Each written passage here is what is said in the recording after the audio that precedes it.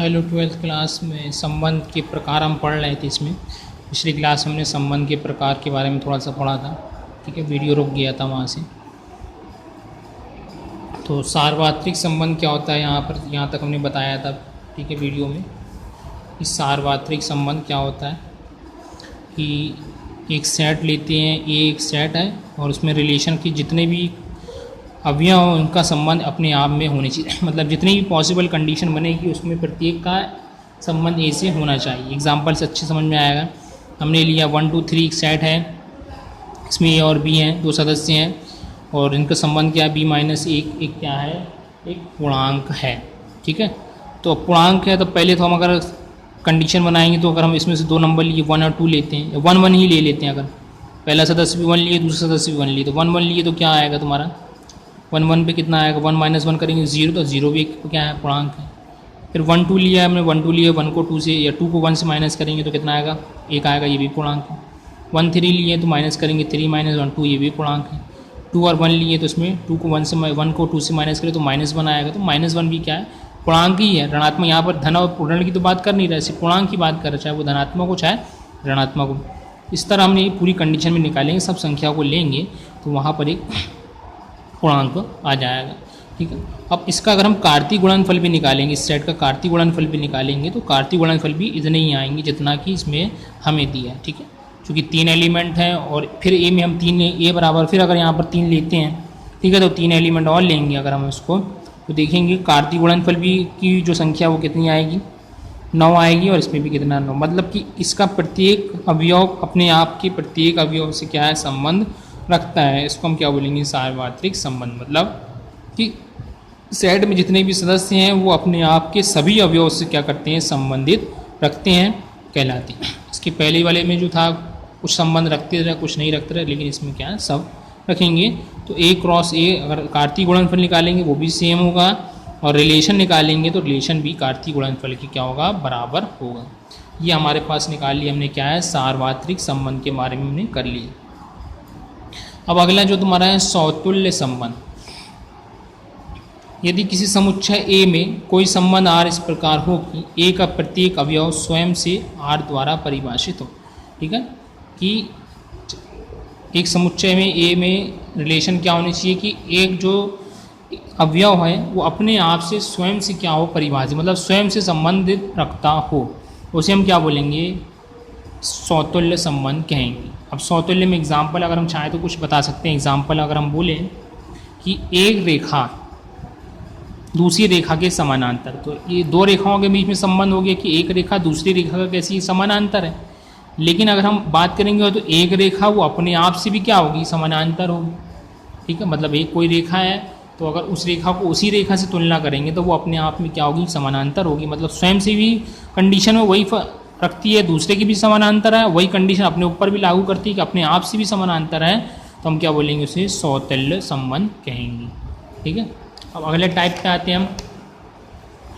अगला टाइप है तुम्हारा सममित। ठीक है, सिमेट्रिक इसको हम बोलते हैं कि हमारे पास क्या है, दो अवयव हमने लिया है, ए बी लेते हैं या एक्स वाई ले लिया है, तो एक्स का रिलेशन वाई से है।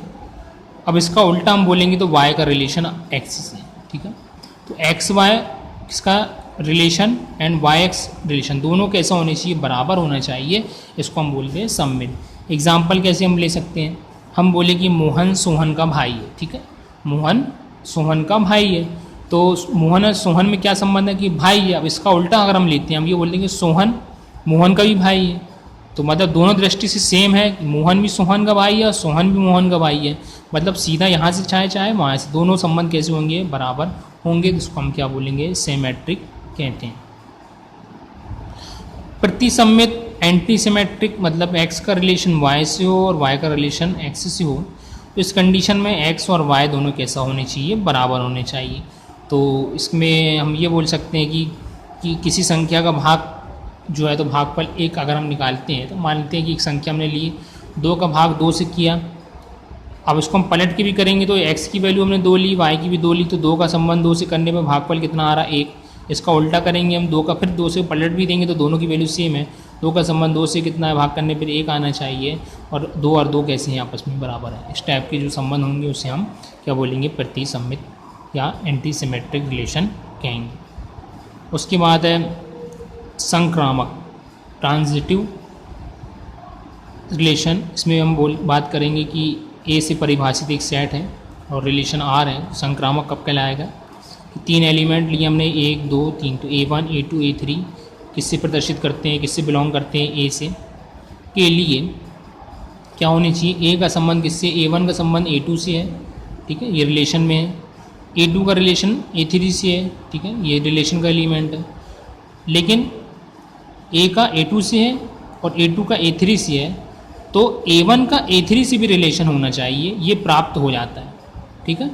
तो इसको हम बोलेंगे संक्रामक या ट्रांजिटिव रिलेशन कहते हैं, ठीक है, कि ए का संबंध A1 का, एग्जाम्पल यहाँ पर हम कुछ भी ले सकते हैं, ठीक है, कि मान लीजिए 12 को हमने किससे डिवाइड किया, 6 से डिवाइड किया, ठीक है, तो 12 और 6 का डिवाइड 12 से यहाँ पर ले सकते हैं कि 12 6 से भागित है। फिर यहाँ पर हम लेते क्या है कि 6 जो है, यहाँ A2 कितना 6 लिया हमने, 6 जो है वो किससे 3 से भागित है, ठीक है। तो यहाँ हमने A1 कितना लिया, यहाँ A1 लिया 12, A2 लिया 6 और A3 कितना लिया 3 लिया, तो 12 का 6 से भाग चला जाएगा, भागित है, पहला रिलेशन हो गया। दूसरा रिलेशन बात करेंगे तो 6 3 से भागित है, तो दूसरा रिलेशन भी हो गया। अब अगर हम ये भी देखें कि 12 जो है 3 से भी विभाजित हो जाएगा, तो ये अपने आप में एक रिलेशन प्रूव कर देता है। क्या करता है कि A1 जो है A3 से भी संबंध रखता है, वही संबंध रखता है जो कि ये दो संबंध रखते हैं। तो ये तीनों कंडीशन अगर प्राप्त हो जाती है तो इसको हम क्या बोलेंगे, कौन सा रिलेशन है, संक्रामक रिलेशन या ट्रांजिटिव रिलेशन है।